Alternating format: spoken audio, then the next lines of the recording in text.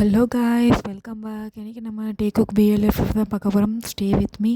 Last part வந்து நான் இதோட கம்ப்ளீட் பண்ணியிருந்தேன். அப்படின்னா நம்ம டேவை வந்து நோவை வந்து கிட்னாப் பண்ணி ரொம்பவே வந்து டார்ச்சர் பண்ணியிருப்பான். இதை கண்டுபிடிச்சா நம்ம ஜேகே வந்து எப்படியோ அவன்கிட்ட ஃபைட் பண்ணி நம்ம டேவை வந்து காப்பாற்றிட்டுருப்பார். ஸோ இதோட தான் அந்த பார்ட் வந்து கம்ப்ளீட் பண்ணியிருந்தேன். சரி, ஓகே, வாங்க இந்த பாட்டில் என்ன நடக்குது அப்படின்றத பார்க்கலாம். இந்த பாட்டோட ஸ்டார்டிங்கில் ஹாஸ்பிட்டலில் தான் நம்ம டே இருக்கார். ஸோ இப்போ தான் அவர் வந்து அவரோட ஐஸையே வந்து ஓப்பன் பண்ணுறாரு. நம்ம ஜேகே வந்து பக்கத்துலேயே உட்காந்துட்ருக்காரு. அவர் ரொம்பவே வந்து பயந்து போயிருக்காரு. ஏன்னா நம்ம நோவா வந்து ஃபிசிக்கலாகவே வந்து லைட்டாக வந்து நம்ம டேவை ரொம்பவே டீஸ் பண்ணியிருப்பான், அங்கங்கே டச் பண்ணியிருப்பான். அது நம்ம டேக்கு வந்து ரொம்பவே வந்து கஷ்டத்தை கொடுத்துருக்கோம். பத்தாததுக்கு நம்ம டேவோட உடம்புல வந்து அங்கங்கே சின்ன சின்ன காயங்களும் வந்து இருக்குது. அதை வந்து பார்க்குற நம்ம ஜேகேக்கு வந்து பயங்கர கோவம் வருது அந்த நோவா மேலே. சுகா மட்டும் இல்லைன்னா அவனை நான் சாவடிச்சிட்ருப்பேன் அப்படின்ட்டு செம்ம டென்ஷனாக உட்காந்துட்ருக்கேன். ஸோ ஃபைனலாக நம்ம டே வந்து வேக்கப் ஆகுறாரு. பொறுமையாக அவரோட ஐஸை வந்து ஓப்பன் பண்ணுறாரு. அவர் கண் முழிச்சு பார்க்குற ஃபர்ஸ்ட் பர்சனையும் வந்து நம்ம ஜேகே தான். ஜேகேவை பார்த்த உடனே ஹக் பண்ணிக்கிறாரு. ஜேகே, ஐம் ஸோ சாரி, எனக்கு கோவம், என் மேலே கோவப்படாதா, என் மேலே கோவப்படாது, எனக்கு ரொம்ப பயமாக இருக்குது, அந்த நோவை இங்கே இருக்கானா அப்படின்ட்டு பயங்கரமாக கத்துறாரு. நம்ம ஜேகேவால் டேவை வந்து கண்ட்ரோலே பண்ண முடியல. இது வரைக்கும் இந்த மாதிரி ஆனதே கிடையாது. அதாவது நம்ம ஜேகே ஒரு வார்த்தை சொன்னாலே நம்ம டே வந்து அப்படியே சைலண்ட் ஆகிடுவார். ஆனால் இந்த இடத்துல வந்து நம்ம ஜேகே எவ்வளோ வந்து நம்ம டேவை கண்ட்ரோல் பண்ண ட்ரை பண்ணாலும் அவரால் கண்ட்ரோலே பண்ண முடியல. டே வந்து ரொம்பவே வந்து பயந்து போயிருக்காரு. நம்ம ஜேகேவோட ஷர்ட் காலரை பிடிச்சிட்டு பயங்கரமாக கத்துறாரு, அழுகுறாரு. என்னை இங்கேருந்து கூட்டிகிட்டு போயிடு, எனக்கு இங்கே இருக்கவே பிடிக்கல, எனக்கு யாரையும் பார்க்கவே விருப்பம் இல்லை அப்படின்னு சொல்லிட்டு பயங்கரமாக அழுகுறாரு. நம்ம ஜேகேவா நம்ம டேவை வந்து ஹக் பண்ணிவிட்டு, இங்கே பாடுறா, ஒன்றும் இல்லை, உனக்கு ஒன்றும் இல்லைடா, நான் அவனை காப்பாற்றிட்டேன், நீ இப்போ ஹாஸ்பிட்டலில் இருக்க, நீ சேஃபாக இருக்க, அவனை அரெஸ்ட் பண்ணியிருக்காங்கடா, அவன் வந்து இப்போ ஜெயிலில் இருக்கான், நீ பயப்படாத டே, இங்கே பாரு என்னை பாருடா அப்படின்னு சொல்லிட்டு நம்ம ஜேகே என்ன பண்ணுறாருன்னா பொறுமையாக நம்ம டேயோட லிப்ஸில் வந்து லைட்டாக வந்து ஒரு கிஸ் ஒன்று கொடுக்குறாரு. அந்த கிஸ்க்கு அப்புறமேட்டு தான் நம்ம டே வந்து அமைதியாகிறாரு. அதாவது அவர் கத்துறது அவருடைய எமோஷன்ஸ் எல்லாமே வந்து அப்படியே ஸ்டாப் ஆகுது. அப்படியே நம்ம ஜேகேவை ஒத்து பார்த்துக்கிட்டே இருக்காரு.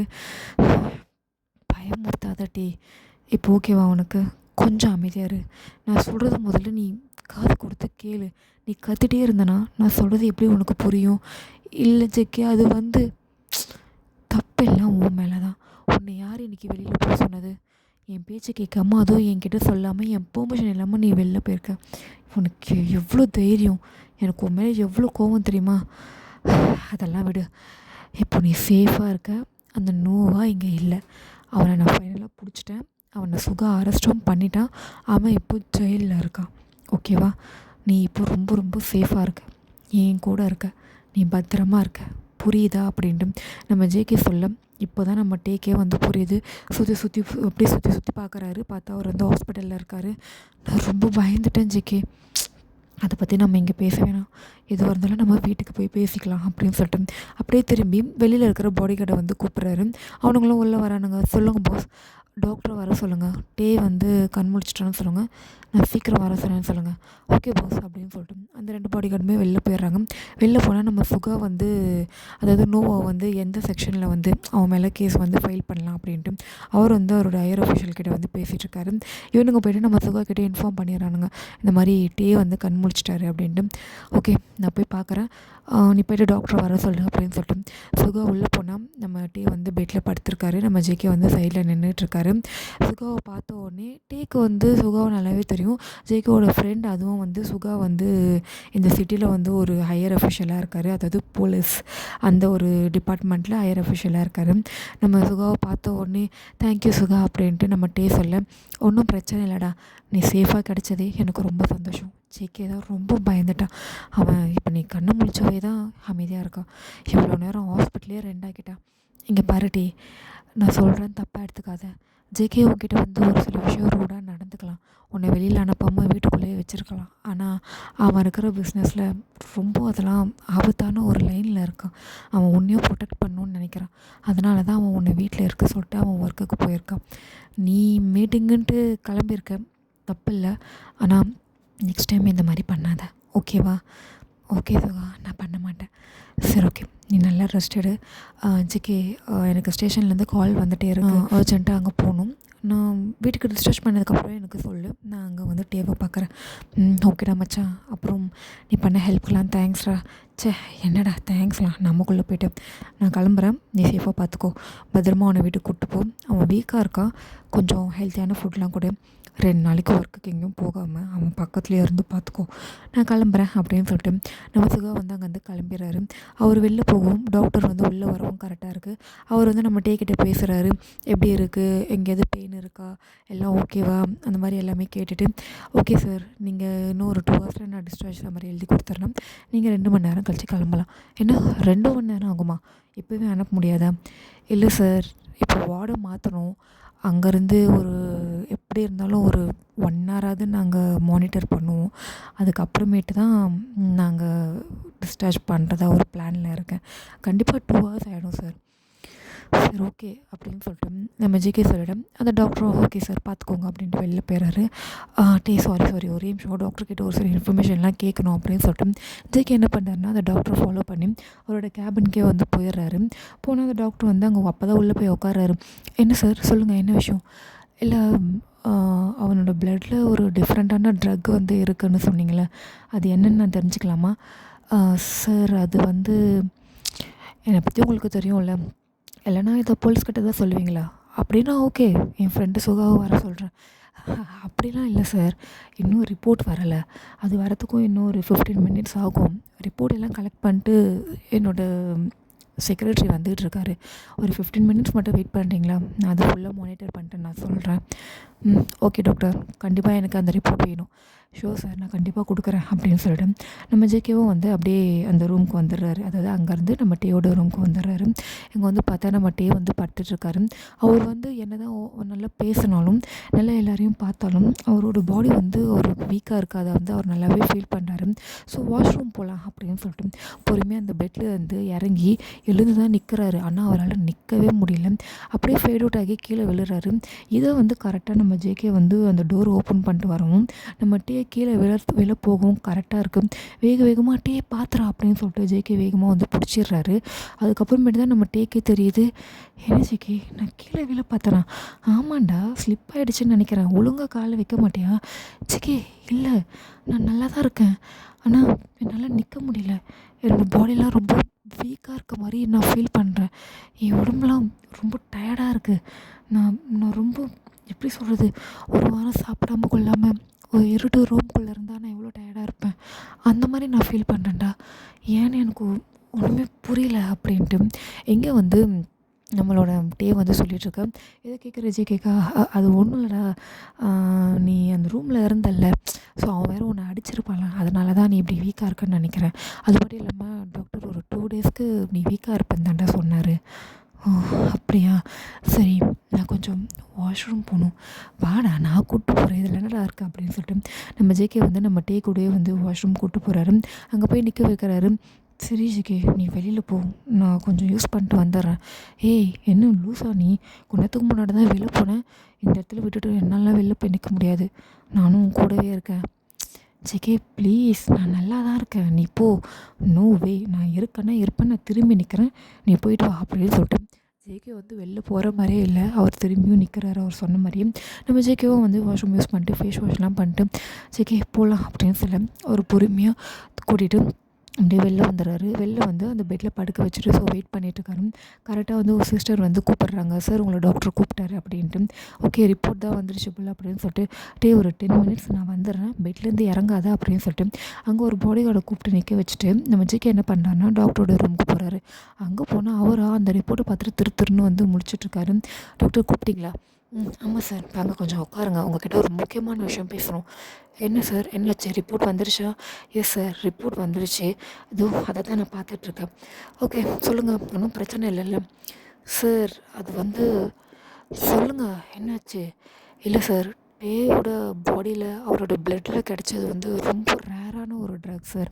அந்த ட்ரக்கு வந்து யாருமே அவ்வளோ சீக்கிரத்தில் அதை இங்கே யாருமே யூஸ் பண்ண மாட்டாங்க. அதாவது அந்த ட்ரக் யூஸ் பண்ணிகிட்ருக்க அந்த மாஃபியா பிஸ்னஸில் இருக்கிறவங்களே அந்த ட்ரக்கை தான் எடுத்துக்கிறதுக்கு ரொம்பவே வந்து யோசிப்பாங்க. ஏன்னா இந்த ட்ரக் எப்படின்னா, ஒரே ஒரு பாயிண்ட், ஒரு சின்ன பிச், ஒரு சின்ன துளி நம்ம அதை இன்ஹேல் பண்ணிக்கிட்டாலும் கிட்டத்தட்ட ஒரு 3 டேஸ்க்கு அவங்க அந்த மயக்கத்திலே இருப்பாங்க. இது ஒரு ரொம்ப மோசமான ஒரு ட்ரக் சார்.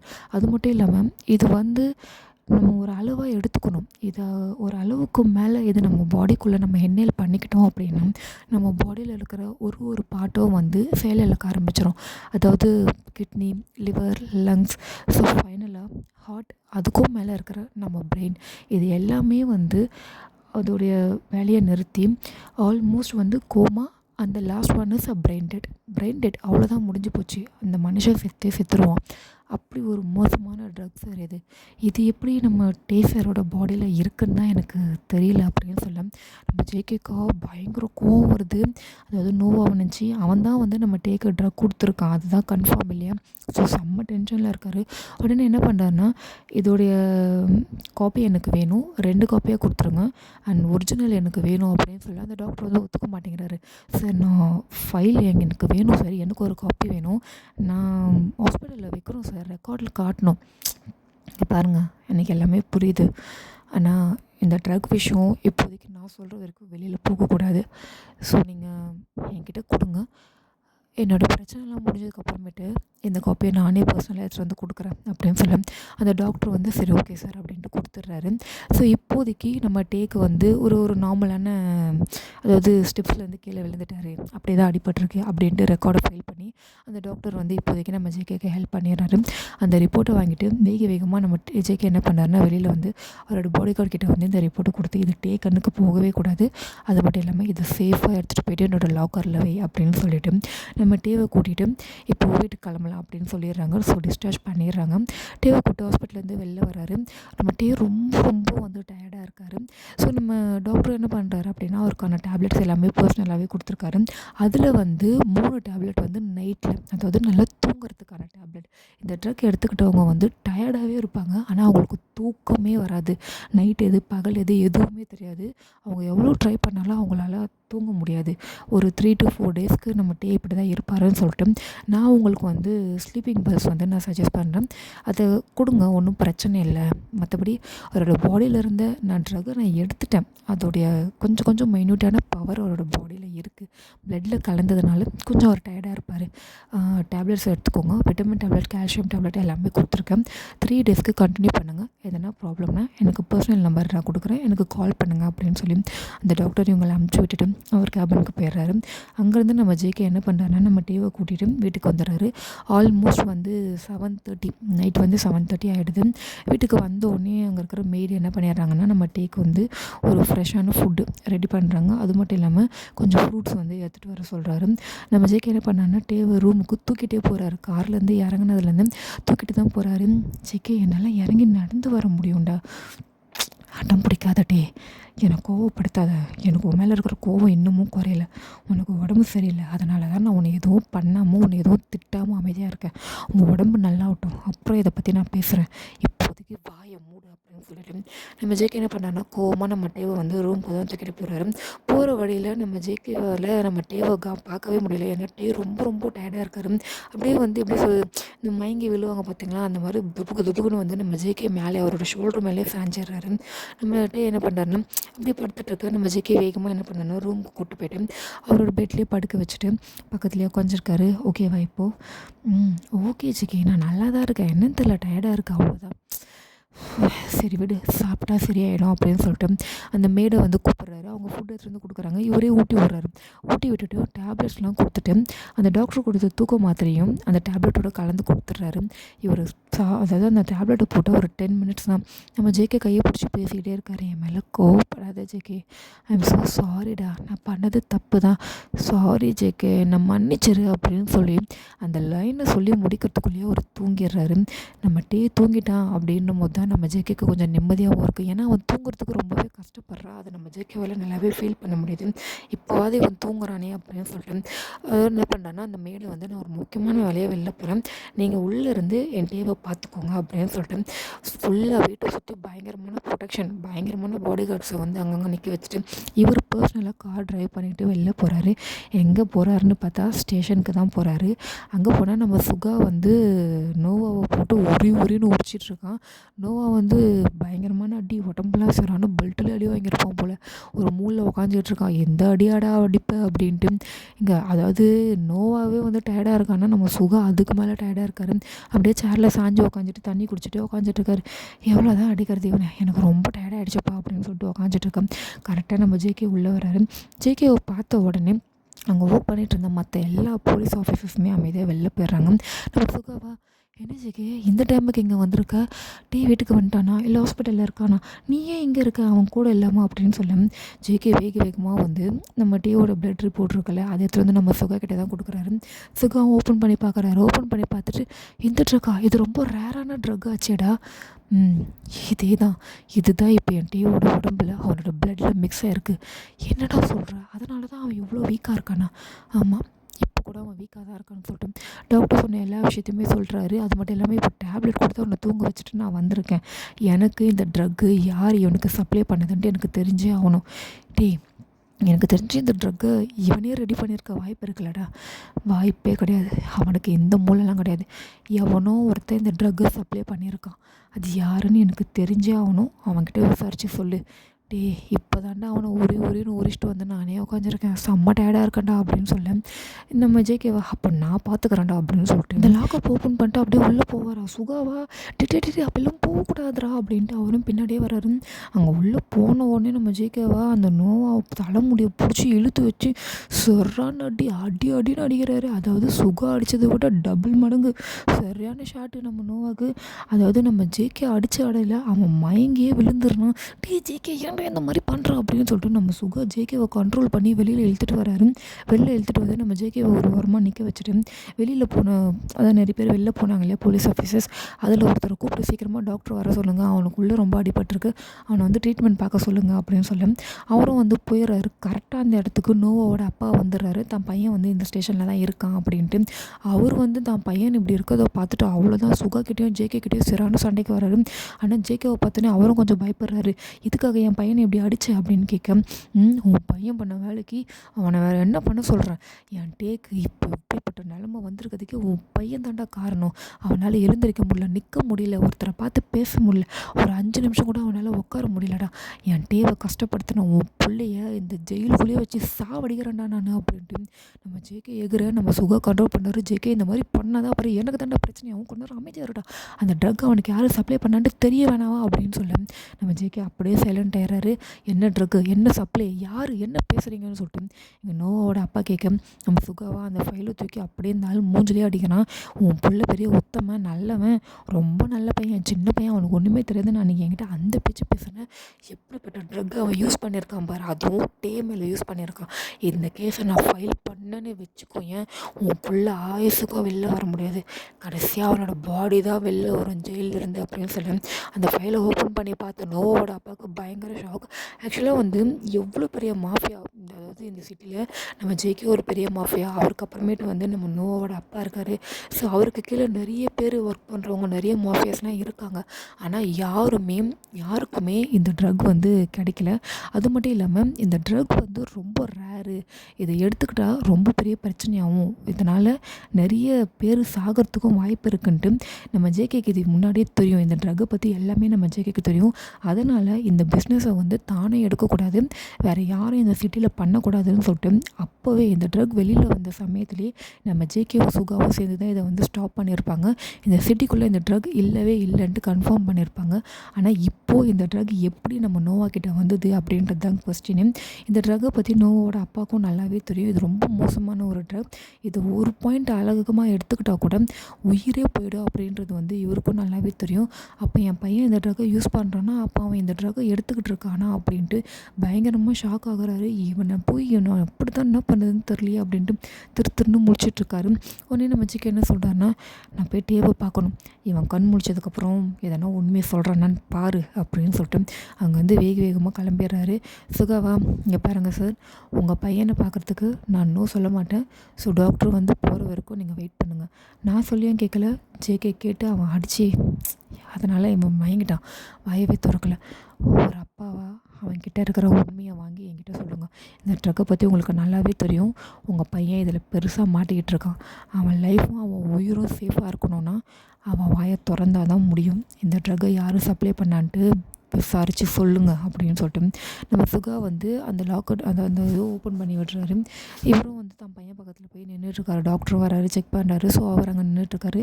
நம்ம சுகா வந்து இந்த ட்ரக்கு எப்படி உள்ளே வந்திருக்கும், நம்ம தான் இதை ஃபுல்லாக அழிச்சிட்டோமே அப்படின்னு சொல்லி யோசிச்சுட்ருக்காரு. இந்த பக்கம் வந்து நம்ம ஜிக்கோ தான் காட்டுறாங்க. அவர் வேகமாக வந்து நம்ம டேவை பார்க்க தான் வராரு. டே நல்லா தூங்கிட்டுருக்காரு. ஸோ பக்கத்தில் வந்து இவரும் படுத்துக்கிறாரு.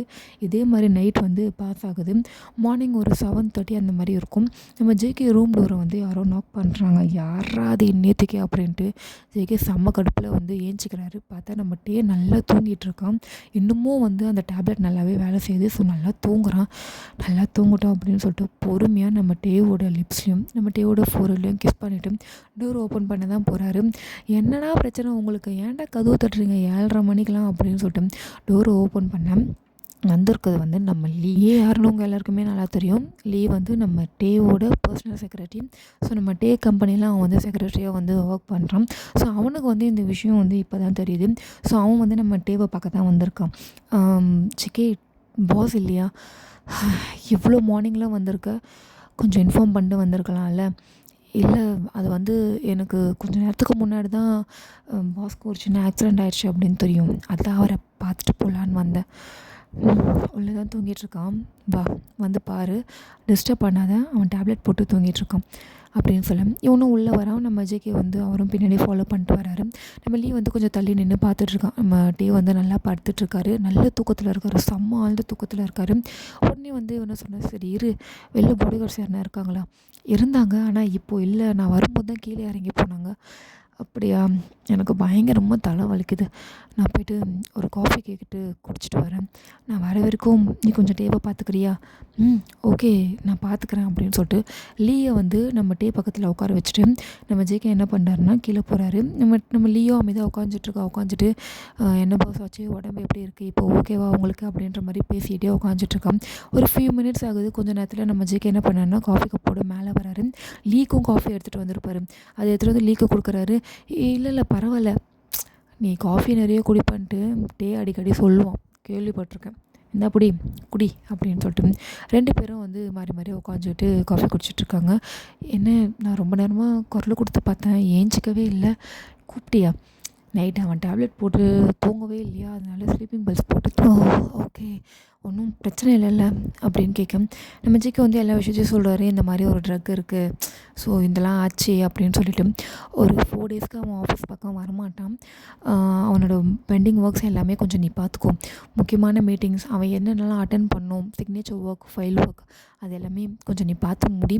பேலன்ஸ்லாம் அவன் கொஞ்சம் ரெடி ஆனதுக்கப்புறமேட்டு அவனே வருவான், ஓகேவா அப்படின்னு சொல்ல லியோவும் வந்து ஓகே சார், நான் பார்த்துக்கிறேன், நீங்கள் கொஞ்சம் சார் பக்கத்துலேயே இருந்து பார்த்துக்கோங்க, நான் கிளம்புறேன், நான் இப்போ ஸ்ட்ரெயிட்டாக ஆஃபீஸ் தான் போகிறேன், நான் ஒர்க்கெல்லாம் பார்த்துக்கிறேன், ஒன்றும் பயப்பட வேணாம் அப்படின்னு சொல்லிட்டு நம்ம லீ அங்கேருந்து கிளம்பி போயிடுறான். அவன் போனதுக்கப்புறமேட்டு வந்து நம்ம ஜிகே வந்து காஃபி குடிச்சிட்டு அப்படியே ஒரு 10 மினிட்ஸ் அப்படியே உட்காந்துருக்காரு. கரெக்டாக நம்ம டே வந்து வேக்கப் ஆகுறாரு. ஜேகே அப்படின்னு சொல்லிட்டு தான் ஏஞ்சிக்கிறாரு. அவரால் சுத்தமாக எழுந்திரிக்க கூட முடியல, பயங்கரமாக வந்து வீக்காக இருக்காரு. அவரோட கையை கூட அவரால் தூக்க முடியல.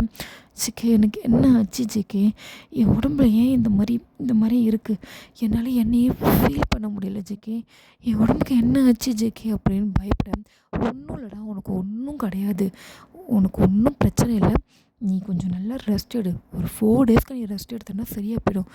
அந்த அளவுக்கு என்னடா ஆச்சு, அவன் என்ன எதனா பண்ணானா என்ன அப்படின்ட்டு ரொம்ப பயந்து கேட்க, சே அந்த அளவுக்குலாம் நான் விட மாட்டேன்டா, அவன் உன்னை டச் பண்ணதுக்கே இப்போ அவனுக்கு பெரிய தண்டனையை கொடுத்துட்டு தான் நான் வந்திருக்கேன், அவன் உன்னை எதுவும் பண்ணலடா, இங்கே பாரு, நீ எனக்கு மட்டும்தான், நீ முழுசாக எனக்கு மட்டும்தான் டே, உனக்கு ஒன்றும் இல்லை, நான் இருக்கேன்டா அவன் கூட அப்படின்னு சொல்லிட்டு நம்ம டேவை வந்து டைட்டாக ஹக் பண்ணிக்கிறாரு.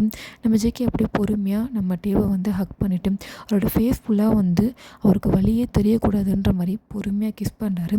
இங்கே பாரு, நீ எனக்கு மட்டும்தானே, அதனால தான் நான் உன்னை இப்படி கிஸ் பண்ணுறேன், நான் உன்கிட்ட பழைய மாதிரி தான்டா நடந்துக்கிறேன், நீ பயப்படாத, நீ பயப்படுற மாதிரி ஒன்றும் ஆகலை, ஒரு 4 நாளைக்கு நீ நல்ல பெட் ரெஸ்ட் எடுக்கணுன்ட்டு டாக்டர் சொல்லி அனுப்பியிருக்காங்க, நான் உன் பக்கத்துலேயே இருந்து நான் உன்னை பார்த்துக்கிறேன், நான் என்னென்ன சொல்கிறேனோ அதை மட்டும் நீ ஃபாலோ பண்ணால் போதும். ஓகேவா அப்படின்னு சொல்லிட்டு நம்ம ஜேகே என்ன பண்ணாருன்னா டேவை வந்து அதாவது அந்த ஹக்குனால கூட அவருக்கு வந்து உடம்பு வலிக்கக்கூடாது அப்படின்னு சொல்லிட்டு ரொம்ப ரொம்ப பொறுமையாக சேஃபாக ஹக் பண்ணிவிட்டு அவரோட ஃபேஸ்னால் வந்து அப்படியே கிஸ் பண்ணுறாரு. மெதுவாக வந்து கிஸ் பண்ணுறாரு. ஸோ அப்போ தான் அவரோட நெக்கில் வந்து ஒரு பைட் மார்க் இருக்கிறத வந்து பார்க்குறாரு. ஆக்சுவலாக அந்த பைட் மார்க் வந்து நம்ம நோவா பண்ணுது. ஸோ அவன் தான் வந்து கடிச்சு வச்சுருப்பான். அதாவது ஜேகே முன்னாடி வேணும்னே வந்து அவனை கோவப்படுத்தணும்னு சொல்லிட்டு நம்ம டேவை வந்து கழுத்தில் வந்து கடிச்சு வச்சுருப்பான்.